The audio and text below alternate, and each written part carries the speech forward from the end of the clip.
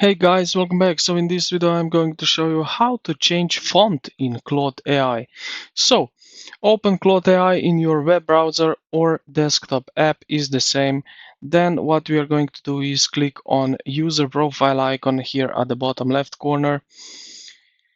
Then select settings from this pop-up menu. Navigate to the general or appearance,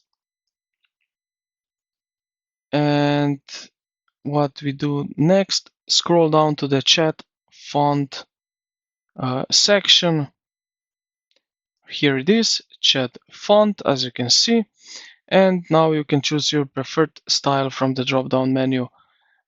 So we don't have bunch of options, but let's say this one is more modern. So yeah.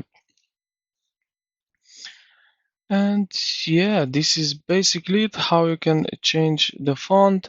So let's check it out. So how can we?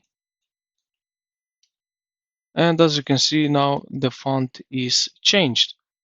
Also the text is pretty different than, okay, now it's everywhere, this font. So yeah, I hope this video helped you out. If you did, consider to like the video and subscribe to the channel. Thank you for watching, and I will see you in the next one.